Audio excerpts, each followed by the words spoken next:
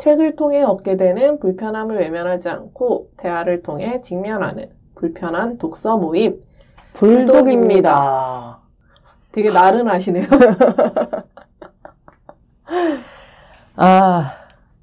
네, 오늘이 바로 599의 시간이죠.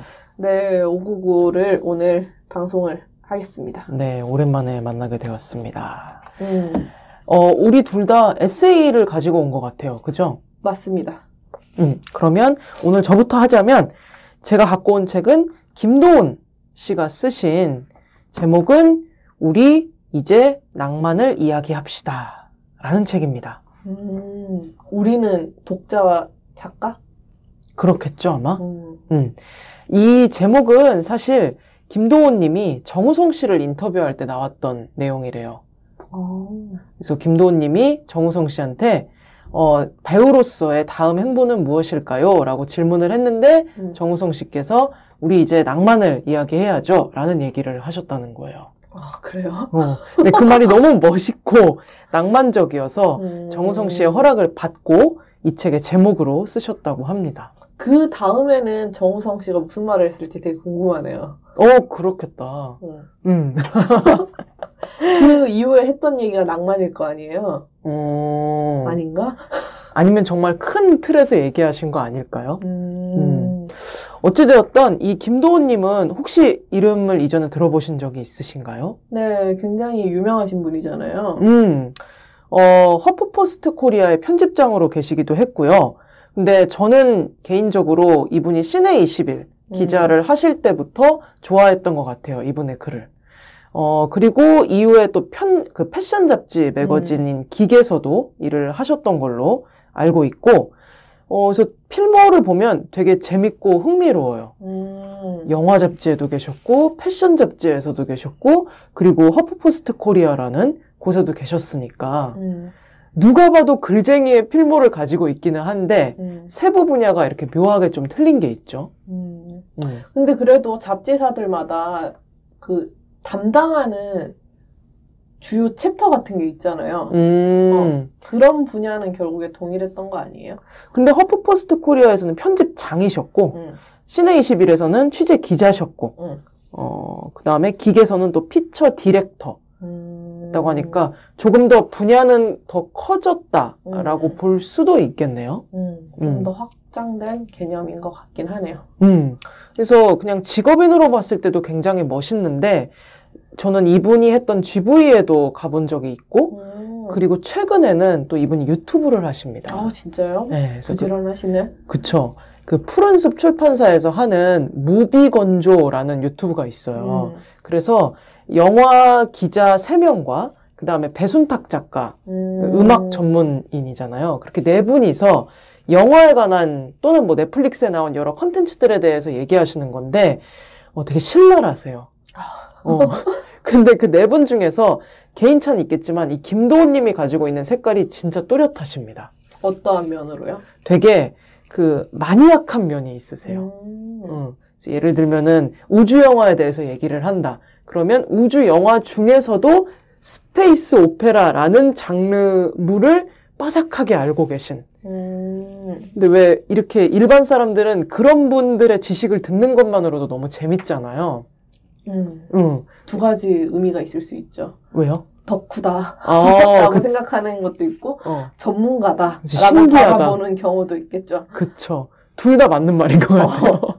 근데 두 개가 같은 건데, 그러니까 바라보는 관점의 차이를 드러내는 말 같기도 하죠. 그쵸. 그래서, 너무 말씀도 잘하시고, 글도 잘 쓰시고, 그러니까 이런 분이 에세이를 쓰셨다고 하니, 사실은 처음 읽은 건 작년 이맘때쯤에 읽었고요. 근데 최근에 다시 한번 무비건조를 보면서 이 책을 다루고 싶다 해서 오늘 가지고 왔습니다. 이름이 너무 재밌네요. 뭐가요? 무비건조. 그쵸. 너무 잘 지었죠. 한번 보세요. 되게 웃겨요. 제가 이 책을 읽기로 결심을 했던 거는 이런 것 같아요. 사실은 제가 에세이를 정말 잘 안 읽거든요. 굳이도 알겠지만. 모르는데요? 저는 뭐. 요즘에 많이 읽던데? 그런가? 구지를 만나기 전까지는 영미소설 정도를 되게 파고들어서 읽었지, 한국 소설도 잘 안 읽었는데, 가끔가다 에세이를 읽는 이유는 글쓴이를 제가 너무 좋아하거나, 아니면 글쓴이가 다양한 필모를 가지고 있거나 또는 글쓴이가 굉장히 확고한 취향을 가지고 있을 때 그러면 흥미가 동해서 좀 사보는 것 같아요. 아무튼 시리즈를 계속 봤던 이유와도 비슷할 수 있겠네요. 그럴 수 있겠네요. 근데 이 김도원 님도 이 세 가지 면에서 모든 게 다 충족이 되는 거죠. 그래서 글을 읽다 보면 네 가지 챕터로 나뉘어져 있어요. 그래서 괜찮음과 안 괜찮음 사이에서, 그리고 품격과 허영 사이에서, 쓸모와 쓸모없음 사이에서, 마지막 챕터가 옳음과 현실 사이에서 라고 해서 각 챕터에 내용들이 꽉꽉 채워져 있습니다. 취향이 굉장히 확고하다라는 뭐죠? 느낌을 받았는데 많은 에피소드가 나오는데요. 특히 패션에 관한 이 취향이 굉장히 재밌어요. 확고한 게 아니고 확고하고 재밌는 것 같아요. 그래서 제가 재밌었던 거는 3장인 쓸모와 쓸모없음 사이에서 나오는 건데 이렇게 시작하는 글이 있어요. 나는 브랜드 중독자다. 이렇게 해서 정말 자기가 하루에 쓰는 브랜드를 막 열거하신 게 있거든요. 그래서 뭐 아침에 일어나서 어떤 치약을, 센소다인 치약을 쓰고, 뭐 네스프레소를 내려 마시고, 뭐 어떤 옷을 입고, 뭐 어떤 안경을 쓰고, 이런 걸 다 열거하신 글이 있는데, 그 중에서 가장 재밌었던 건 키가 좀 작으세요. 그건 허영과 품격에 대한 챕터에 나오는 글인가요? 아니요. 쓸모와 쓸모 없음 사이에서. 되게 허영과 품격과 어울린다고 생각했는데. 품격과 허영 사이엔 또 거기에 어울리는 글이 있어요. 에비앙 얘기가 또 나와요. 고양이도 에비앙 물을 마신다는 거. 근데 제가 에비앙 얘기로 지금 잠깐 빠졌는데요. 되게 충격적이야. 지금 구지가 깜짝 놀랐어요. 고양이 키우시니까. 근데 반려동물 무슨 물 먹여요? 저요? 수돗물이요. 그러니까. 근데 나도 수돗물 끓여 먹어. 근데 진짜 딱 그 친구들의 반응이 우리랑 똑같았대요. 놀랐대요. 근데 본인은 이전에 별로 인식을 해본 적이 없었던 거예요. 부르주아인가? 날 때부터 재벌인가? 근데 에비앙 얘기를 잠깐 하고 다시 패션 얘기로 돌아갈게요. 브랜드에 꽂혀가지고 지금. 에비앙 물을 지금보다도 과거에 정말 냉장고에 꽉꽉 채워서 쓰셨대요. 근데 이걸 이제 본인도 알아요. 이것이 일종의 허영이라는 걸 아시거든요. 나 에비앙만 마시는 사람 하나 아는데 네. 너무 싫어하는 사람인데. 그래요? 이분이 아니면 상관없습니다. 근데 이 글이 어떻게 마무리가 지어지냐면 저는 이 말에 공감을 해요. 일상에 허영이 필요하다. 작은 허영을 자신에게 허락하라. 물은 너무 일상이고 너무 소비가 큰 영역 아니에요? 근데 그건 뭐 사람마다 다르겠지만 그치. 이분한테는 이게 에비앙일 수 있고 버는 돈이 다르니까. 저도 분명히 제가 부리는 작은 사치나 허영이 분명히 있을 거예요. 근데 곰곰이 생각을 해보면 저는 요즘에는 그게 좀 커피 원두랑 관련이 돼 있거든요. 그래서 사실은 이마트에서 산 10,000원짜리도 맛있을 수 있어요. 1kg에 10,000원짜리. 근데 저는 굳이 좀 비싼 돈을 주고 150g짜리를 산단 말이에요. 그러면 우리 엄마는 저를 이해를 못해요. 저거 겉멋 들었다고 하거든요. 겉멋이 아주 단단하게 들어가지고 돈을 물쓰듯 쓴다고 구박을 하는데 소개를 시켜줘요, 이 사람은. 진짜 물쓰듯이 쓰는 사람. 근데 이 말이 너무 와닿는 거예요. 그 일상의 작은 허영이나 사치가 저를 생각보다 굉장히 크게 행복하게 만들어요. 이걸 주변 사람들한테 맛보게 하는 것도 행복이고. 그래서 어쨌든 에비앙 얘기를 지금 잠깐 했습니다. 다시 패션 얘기로 돌아오면 키가 좀 작으시잖아요. 모르죠. 얘기 안 했군요. 165 정도래요. 나랑 비슷하네. 제가 이분을 또 좋아하는 게 정말 솔직해요. 글을 쓰는 데 있어서. 근데 어쨌든 165다 보니까 남자 코트를 사면 이게 너무 큰 거예요. 어깨 같은 게 남잖아요. 그리고 이게 끌릴 수도 있고 끌리기까지 하겠냐마는 엄청난 롱코트를 사야 그렇지 않을까? 그러니까 애매한 길이 막 9부 정도. 약간 도깨비에서 입고 나왔었던 그 길이 정도가 돼야. 근데 이분은 패션을 너무 사랑하니까 예쁜 코트를 갖고 싶은 거예요. 그래서 아크네라는 브랜드가 있대요. 근데 아는 척하고 싶다. 근데 처음 들어. 나 몰라. 근데 여기서 여성 코트 섹션에 가신 거죠. 네. 너무 딱 맞는 거야, 자기한테. 그럼 입어야지. 그쵸. 근데 아큰 애가 또 재밌게 코트의 디자인을 살짝 다르게 해서 남성용, 여성용으로 출시를 한다는 거죠. 근데 문제는 여기에 또 이름을 붙여준대요. 네? 그래서 남성용에는 찰슨과 찰리를 붙여주고 여성용에는 엘사를 붙여준다는 거예요. 거기 되게 이상한 브랜드네. 그래서 이걸 입음으로써 엘사가 되는 거죠. 그리고 몰랐는데 남성용 코트와 여성용 코트는 단추가 달린 방향이 다르대요. 그건 알고 있었어요. 진짜요? 네. 난 몰랐어. 그러니까 셔츠 종류가 남성용 셔츠가 예쁜 게 훨씬 많아요. 그러니까 여자들은 셔츠를, 그러니까 블라우스 종류는 다양한데, 셔츠는 그냥 딱 단정하게 입으려고 입는 옷이잖아요. 어떻게 보면 블라우스는 약간 멋부리는 것처럼 입을 수도 있고, 근데 셔츠는 단정한데도 뭔가 좀 화려하다거나 아니면 좀 약간의 맵시가 다르게 보이는 옷들이 있단 말이에요. 근데 남성용은 어떻게 보면 정장 그리고 셔츠를 되게 많이 입잖아요, 남자들은. 그러니까 엄청 다양하대요. 제 친구 중에도 남성용 셔츠, 그러니까 예뻐서 집어들면 다 남성용 셔츠라는 거예요. 그렇구나. 근데 그래서 그냥 입기로 결정했다. 근데 디테일 아는 사람들은 자기가 남성복을 입었다는 걸 안다는 거예요, 단추 때문에. 저는 몰랐어요. 그러니까 보통은 잘 모르죠. 그냥 단추가 달렸네 이렇게 생각하고 말지 옷 깃의 모양을 보고 왼쪽이 올라갔네 오른쪽이 올라갔네까지는 생각하지 않잖아요. 그렇구나. 근데 단추가 있는 옷들이 그렇다고 알고 있어요. 좀 많은데? 그러나 내가 그걸 구분하진 못해. 내가 지금 여기서 막 오른쪽이 올라간 게 뭐예요? 막 왼쪽이 올라간 게 뭐예요? 막 이런 뭐 있을 텐데 그냥 이 얘기를 들은 적이 있어. 뭐 이런 패션 얘기라든가 아니면 우리 예전에도 TPO 관련 얘기했었잖아요. 그래서 그 옷을 샀어요? 안 샀어요? 사셨죠. 그러니까 그건 얘기해주고 넘어가지. 이게 단추 모양이 다르다. 까지 해서 끝나면 어떡해. 그래서 누가 혹시 이거 여자 단추 모양이 다르네 이러면 그냥 왼손잡이라고 잡았대라 뭐 이런 얘기를 하시고 그리고 TPO 얘기를 했었잖아요. 네. 근데 이분도 이제 나이가 40대를 넘어가신 분이니까 근데 멋을 부리는 걸 좋아하는데 어떤 날은 딱 출근을 하려고 거울을 봤는데 너무 차림새가 20대 같았다는 거예요. 그래서 이러면 되나 싶어서 다시 가서 방에서 갈아입어서 아재 패션을 만들고 나갔는데 화가 나더라는 거죠. 왜 내가 자기 검열을 이렇게 해야 되는 거지? 그러면서 나는 끝내 후디나 야상은 포기를 못할 것 같은데 근데 이 부분은 아직은 제가 깊게 생각해 본 부분이 아닌데 저도 이제 곧 그럴 것 같아요. 근데 요즘에는 후드랑 야상을 입은 40, 50대가 점점 많아지고 있어서 너무 좋아요, 저는. 그죠? 좋을 것 같아. 그런 개념이 없어지면 좋겠다는 걸 저도 생각을 하고 있기 때문에 이 글을 읽을 때 되게 좀 미래의 얘기겠지만 많이 와닿았고 그리고 마지막으로 여러 진짜 에피소드가 너무 많아서 다 얘기하고 싶지만 제가 가장 이 책을 추천하고자 하는 건 이런 챕터가 하나 있었어요. 품격과 허영 사이에서의 챕터에서 커피나 한잔 합시다 라는 이 문장이 얼마나 마법 같냐. 그러니까 얼마나 이 대화의 포문을 열기에 가장 좋은 문장이고 그리고 이 커피 자리에 뭐 피자를 넣는다거나 홍차를 넣었을 때는 또 그 뉘앙스가 아니라는 거죠.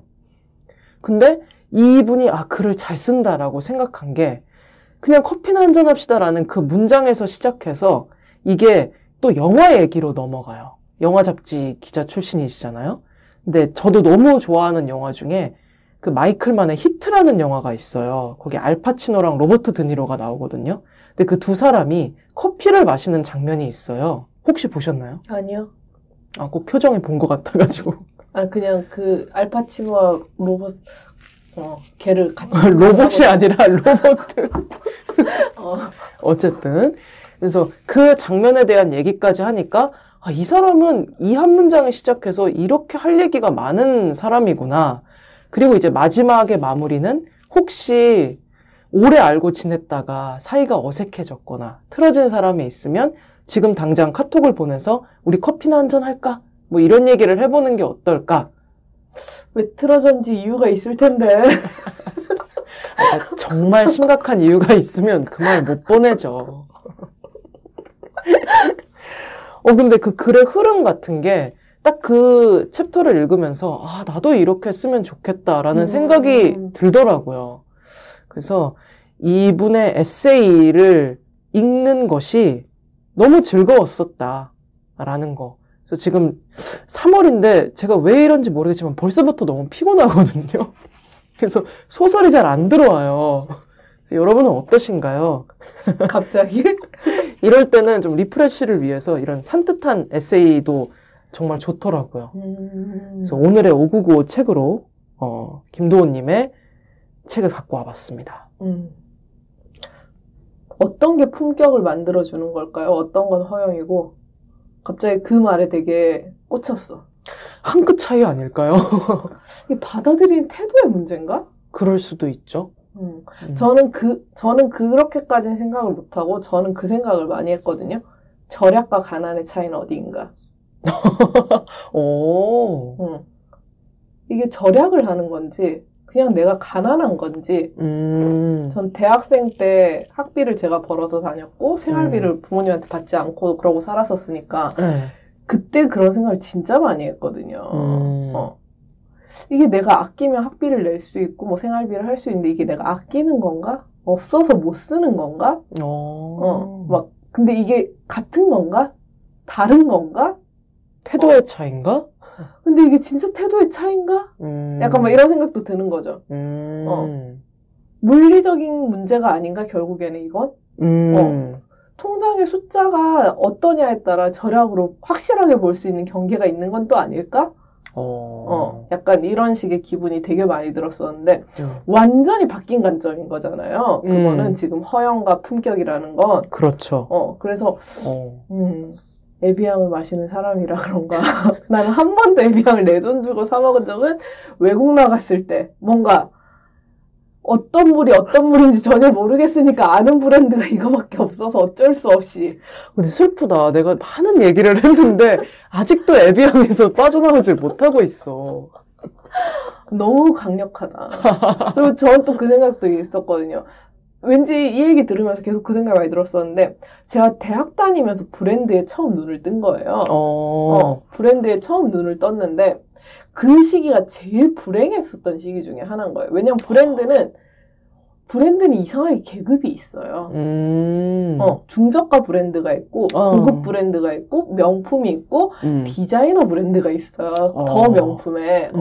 그러니까 그런 것들을 볼 때 그 브랜드의 급의 차이가 있다는 걸 대학생 때 알게 된 거예요. 그러니까 막 진짜 엄청난 명품, 그 다음에 그냥 브랜드, 이 정도의 차이만 저한테 있었는데 이 디테일의 계단이 생긴 거죠.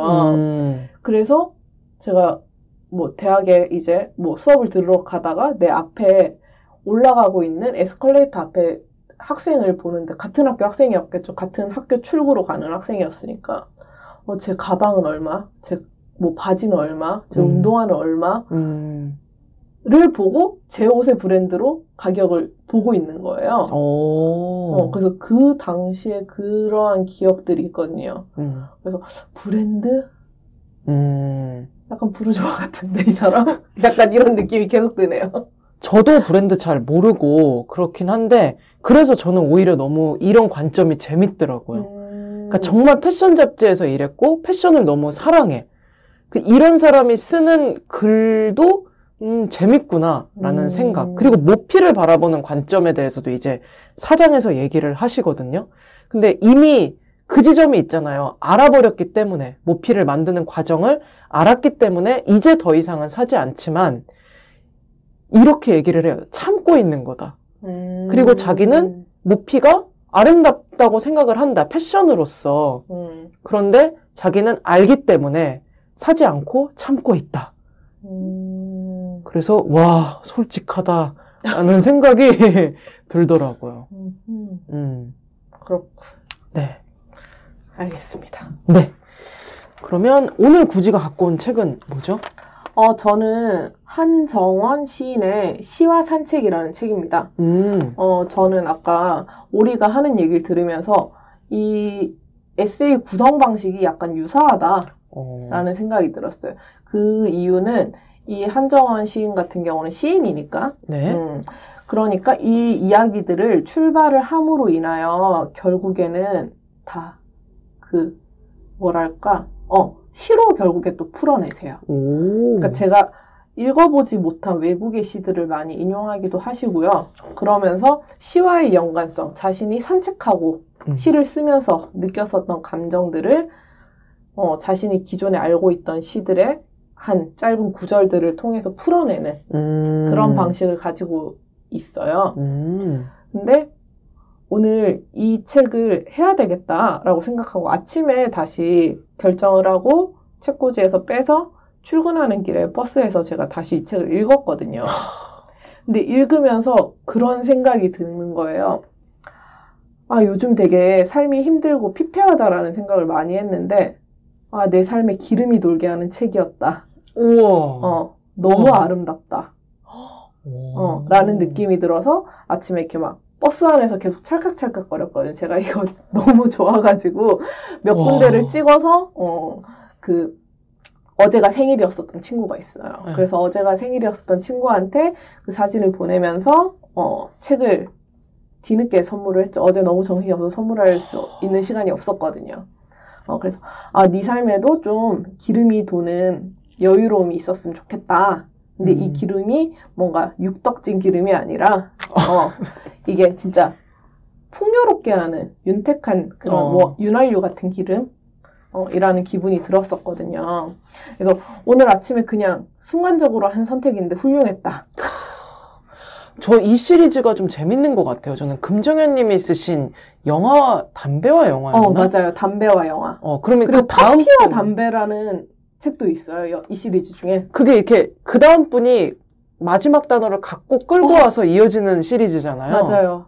말의 흐름이라는 끝말잇기 놀이 하듯이 만들어지는 시라고 합니다. 그래서 한 사람이 두 개의 낱말을 제시하면 다음 사람은 앞 사람의 두 번째 낱말을 이어받은 뒤 또 다른 낱말을 새롭게 제시합니다. 야, 재밌다.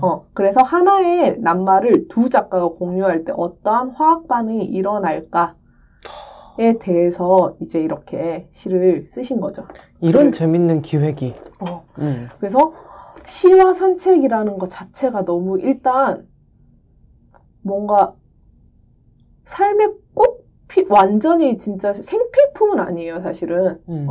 정말 생필품에 가까운 것들은 아닌데 있으면 삶이 좀 여유로워지는 것들을 제목으로 선정을 했구나. 그러네요. 라는 기분이 들었어요. 그래서 너무 좋아가지고 여기저기 이렇게 포스트잇을 붙여놨는데 그 중에 몇 부분을 조금 읽어드릴게요. 네.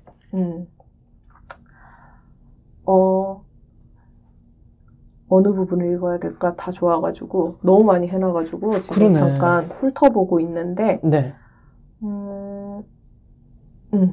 이 부분 일단 한번 읽어드릴게요. 네.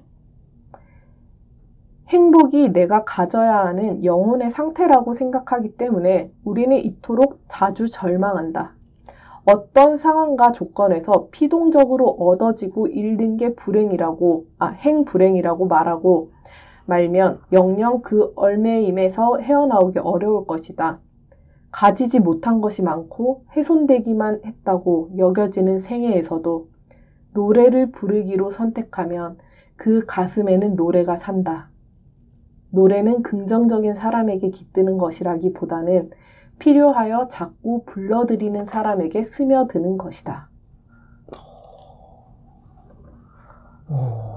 너무 아름답지 않아요? 그 자체가 시 같다. 그죠? 그래서 시인이 바라보는 세상은 이러한 것인가? 근데 이 행불행을 고민하는 출발점은 그거거든요. 이 사람도, 이 작가님도 혼자 산책을 진짜 많이 하신대요. 산책은 사실 혼자 해야 제맛이죠. 맞습니다. 근데 혼자 산책을 하다 보면 도를 아십니까? 라고 묻는 사람들이 너무 많이 접근을 한다는 거예요. 네. 그래서 이제는 누군가가 다가올 때 저 사람이 길을 물어보려는 건지 도를 아십니까를 말을 하려고 오는 건지를 감쪽같이 알게 된 거죠. 그래서 이 사람이 막 어떤 사람이 되게 집요하게 행복해지고 싶지 않냐고 막 지금 불운이 껴있다 약간 막 이런 식으로 얘기를 한 거죠. 근데 자기가 행복해지고 싶지 않다라고 오히려 막 화를 내면서 그 사람에게 얘기를 하는 것에서 시작해서 이렇게 아름답게 끝이 나요. 이야. 그래서 어떻게 그렇게 일상적인 장면에서 이러한 사유를 다른 시들을 징검다리 삼아 나아갈 수 있을까? 라는 기분이 되었어요. 뇌가 아름다우신가 보다. 그러니까 이 사람은 정말 뭔가 훨씬 더 영혼이 풍요롭겠다라는 기분이 들었어요. 그러니까 저는 그런 생각하거든요. 시인들을 보면서 타고난 걸까? 시는 타고난 것 같아요. 뭔가 저는 국문과를 나왔으니까 그런 얘기를 가끔 들었었거든요. 시를 써야 글을 쓰는 사람들이 제일 처음 하고 싶은 건 모두가 시인이 되고 싶은 거래요. 너무 순간을 포착하여 아름다운 언어로 다시 증명해내는 일이니까. 근데 시를 쓰다가 못하겠으면 나는 시인 아니다 라고 생각한 글을 쓰고 싶은 사람은 소설가가 된대요. 근데 또 소설가를 해야 되겠다고 생각했다가 못하겠다, 나는 소설을 못 쓰겠다 하면 평론가가 된다는 거예요. 나는 세 개가 다... 근데 또 평론을 하겠다고 했다가 못하겠다라는 생각이 들면 가르치는 사람이 된다. 그래서 자기는 교수를 한다. 라고, 그러니까 그 교수님이 하신 말이에요. 그러니까 교수님이 그냥 뭐 되게 이렇게 다들 생각해. 이게 아니라 그 교수님의 논리는 그런 것이었어요. 근데 국어를 굉장히 오랫동안 공부해온 전문가로서 그분이 생각하는 그 영역의 가장 고점에는 시가 있다. 라는 걸 보여주는 한 장면으로 저에겐 기억되어 있거든요. 우와. 그래서 근데 그 말이 가끔 생각나요. 시를, 정말 아름다운 시를 읽을 때면, 그래, 이건 약간 진짜 가장 높은 영역이야. 약간 정수야, 정수. 그리고 또 그런 부분도 있어요. 나이가 들었을 때 자신의 모습을 많이 상상해 본다는 거예요. 근데 30이 된 나, 40이 된 내가 궁금한 게 아니라 70이 된 나가 궁금하다는 거죠. 그래서 그 이야기를 하시는데 중간의 시간을 다 살아내는 일이 막막하기만 해서 끝을 떠올리기를 버릇했는지도 모른다. 팔다리가 나무처럼 굳어가고 호흡이 가빠지고 덜 보이고 덜 들리게 될 때 나는 어떤 마음으로 살아가게 될까? 아껴 움직이고 아껴 말을 하고 아껴 보고 듣게 될까? 아껴 사랑하게 될까? 아니면 사랑을 아끼게 될까? 그러면서 이제 노인의 몸이 가벼워지는 것은 뼈가 비워지는 탓이겠지만 점점 더 많은 것들을 단념해서 버려지는 무게도 분명 있을 것이다. 지금 듣는데 단어가 막 어려운 느낌이 없는데 문장에서 이렇게 딱 멈춰서게 하는 힘이 있네요. 그렇죠. 깊이가 느껴지지 않아요? 네. 그러니까 정말 많은 생각을 하신 분이다. 부럽다. 그리고 제가 오늘 아침에 이렇게 다시 책장을 들적거리면서 이 부분을 찍었었는데 그래서 이 부분은 꼭 얘기해야지 해서 위에다가 붙여놓은 포스트잇이거든요. 이건 까미가 한 말이래요. 이렇게 시작해요. 너무 위트도 있어요. 바다에 관한 근사한 말은 내가 하려고 했는데 까미가 이미 했다. 그러면서 까미가 한 말을 이렇게 써놨어요. 강은 지나가지만 바다는 지나가고도 머문다. 바로 이렇게 변함없으면서 덧없이 사랑해야 한다. 나는 바다와 결혼한다. 근데 이 말도 너무 좋은데 이 문단이 끝나는 지점에 이 작가님이 쓰신 말도 너무 좋아요. 어떤 식이냐면요. 강은 나를 두고 멀리 가버렸다. 강 앞에서 나는 언제나 서운한 사람이 되었다. 과묵한 강과 달리 바다는 우선 떠들썩했다. 자꾸 내 앞으로 달려와 발목을 잡았다. 강이 나를 따돌리는 친구였다면 바다는 내가 시큰둥해도 거듭 다가와 말을 거는 속없이 다정한 친구 같았다. 어떤 느낌인지 너무 진짜 이렇게 아름답게 표현할 수 있구나. 교우관계로 표현을 할 수 있구나.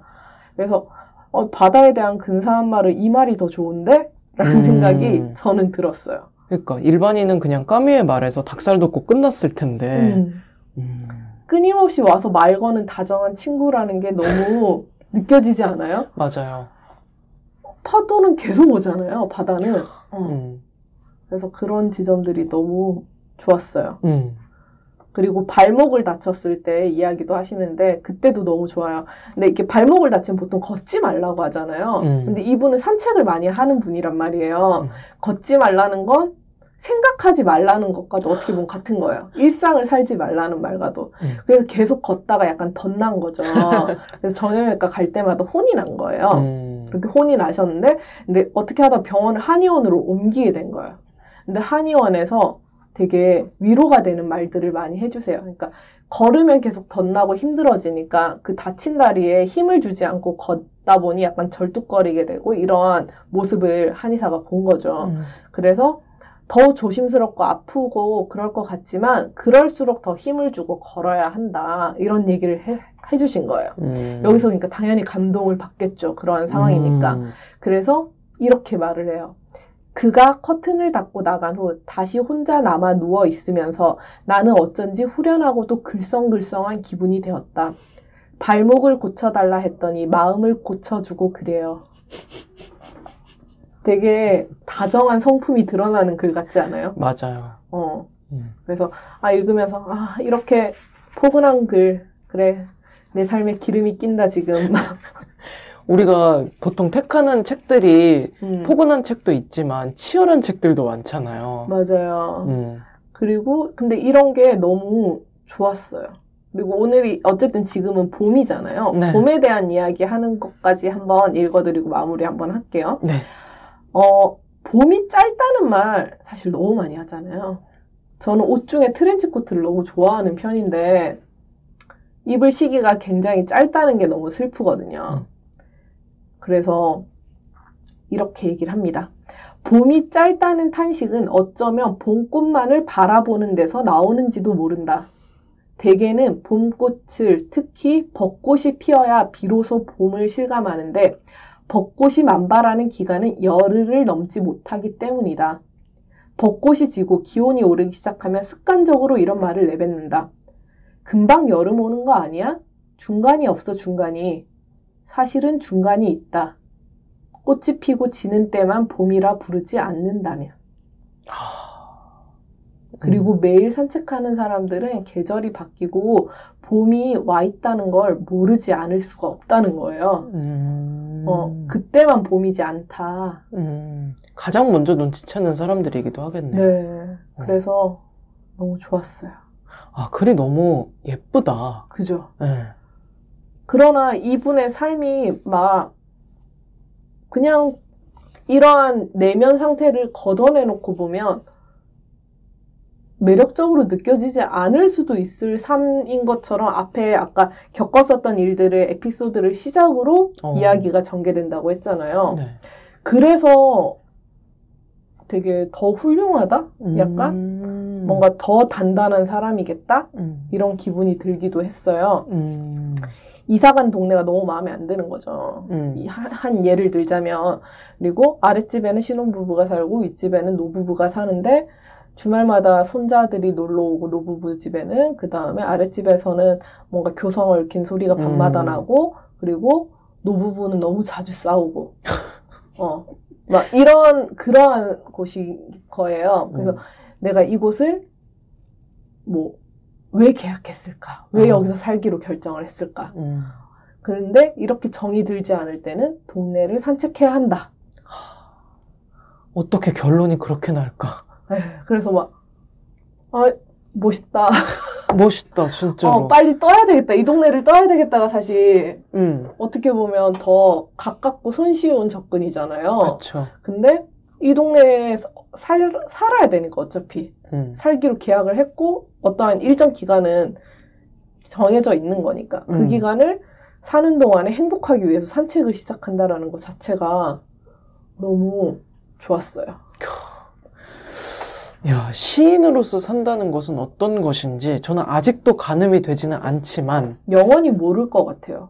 맞죠. 그 말이 맞네요. 그들이 어떠한 일상 속에서 어떠한 생각을 하면서 살아가고 있는 굉장히 단면을 보는 거겠죠. 저희가 이런 일기장 같은 에세이를 훔쳐보는 것 같은 기분은. 근데 그것만으로도 되게 아름답다, 좋다. 이런 사람들이 많으면 세상은 아름답겠다. 그렇겠다. 라는 기분이 들었어요. 아, 그렇군요.